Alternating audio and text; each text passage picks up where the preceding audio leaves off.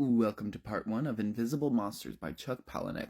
Now, I didn't realize when I first listened to this book, it's not splatterpunk or horror by any means. It's actually a really cute story. But I'll still do it anyway since it was requested on the Instagram. So our story opens up in this really expensive manner. Immediately it's chaos. Our first character, Evie Cottrell, is standing at the top of this really tall staircase.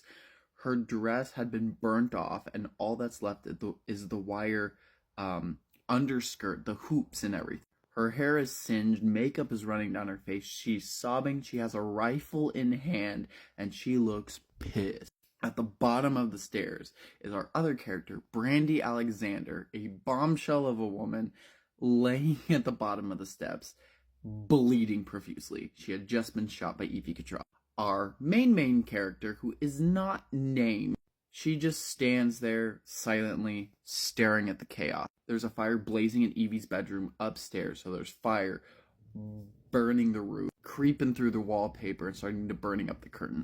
Our main character is the one that started the fire. There's a lot going on. All the wedding guests had fled the house and are standing in the lawn. This was supposed to be Evie Cottrell's wedding, but it just went to shit. So the narration is in the point of view of our main character, and she sounds resentful of Evie. Our main character's profession is modeling, and she is a model with Evie. She's not really sure how to feel in this entire situation as we're unfolding. And throughout the whole book, Chuck Palahniuk's writing is absolutely phenomenal. And our main character is a model. So anytime during the book where she's confronted with strong feelings, in her head, it's like, I feel like my photographer would be yelling certain things at me. So in this moment, it'd be like, give me trauma, flash. Give me excitement, flash. Give me boring.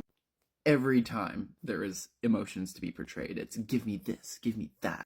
Love it. So Evie Cottrell drops the rifle, sits on the top of the stairs, still fires a brewing above them, and she's crying, and she's like, oh, it's me. Brandy Alexander is lying at the bottom of the steps, bleeding out, but she's alive, and she's also like, this is the end of Brandy Alexander. And our main character is just like, this is fucking pathetic. And now there's this absurd banter between Evie and Brandy. They're constantly trying to one-up each other in the misery department. Evie's from Texas, so she has this really strong southern accent. Why does my life have to be so boring? God, save me a window seat in hell, girl. Come on, yell something back at me. I'm waiting.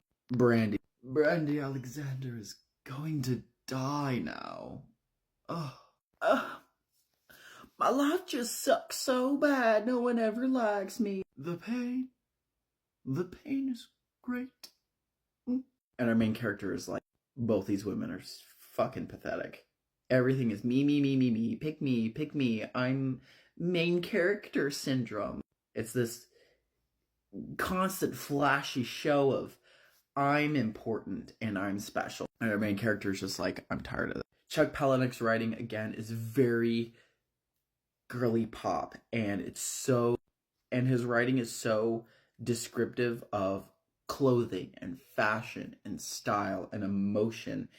And comparatively to the splatterpunk and horror books that I read, it's very descriptive of bodies and how sexual most women are. But all of Chuck Palahniuk's writing is, you don't really know what their bodies look like half the time. It's so impertinent with emotion and CUNT vibes and just Vogue. Chuck is a fabulous man. I think I might throw more of his books in intermediately with horrifying books. They're a good palate cleanser. So Brandy right now is having a full third-person conversation to herself. Brandy Alexander is not supposed to die like this. I'm supposed to be famous first. Oh, woe is me. Evie's at the top of the steps, crying louder to drown out the noise of Brandy. Oh, shut up. All you do is cry. I just wanted to have a good day. Oh, the pain. Girl, do you love me? Look at me. Please, girl, do you love me? Evie says at our main character. Our main character rolls her eyes and she's like, God, please don't make me a part of your dramatic monologue. I don't want to be a part of this. And this is the moment in the book where the record scratching. I bet you're wondering how we got here. Brandy looks over at our main character and she's like, oh, tell me a story. Tell me the story of my life. Tell me how we got here. Tell me the story of how I got to this point. And now we have flashbacks. So now our narrator / main character is like, how did we come here? My parents live in the same house we grew up in. My older brother, who's 1 year older, died when I was younger from a specific disease, AIDS?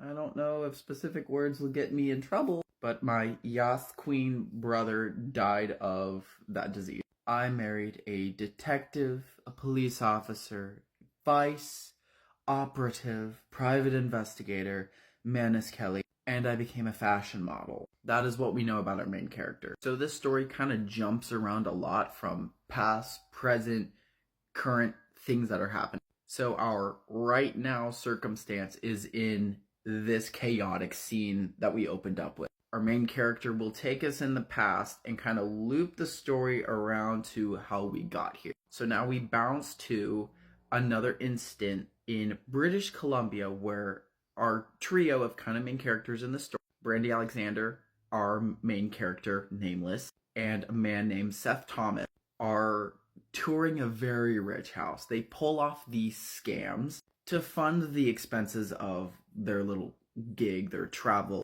They go on these really expensive house tours and they raid the medicine cabinet and they steal a bunch of drugs and then they'll go off and sell it. So Brandy Alexander kind of runs the show and gives everybody a persona every time they enter a house. So as they're sitting in front of the real estate agent, they're like, I am Princess Brandy Alexander from a specific place in Russia. This is my boy toy, Alfa Romeo.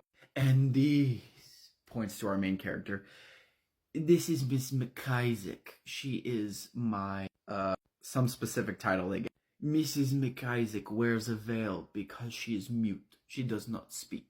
We prefer to tour the house by ourselves because us women know what we want. And Alfa Romeo will stay with you and ask all the questions because he's our money manager. So as Mr. Alfa Romeo just talks up the real estate agent, the real estate agent kind of like catches on that something's up and she's like, yeah, all right, yeah.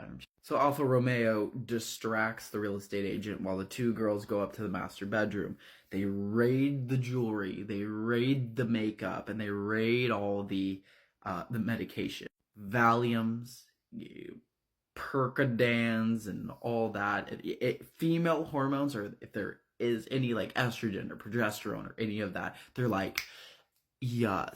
So anytime they go to a house, our main character and Brandy will like sit there and they'll just pop pills for a while. Brandy will sit there, she'll pop a couple Valiums and just kind of shit talk to our main character for a while. Like really play it up and just kind of like enjoy their time. And then they'll float on and do what they need to do. And then they'll go and hit the next house.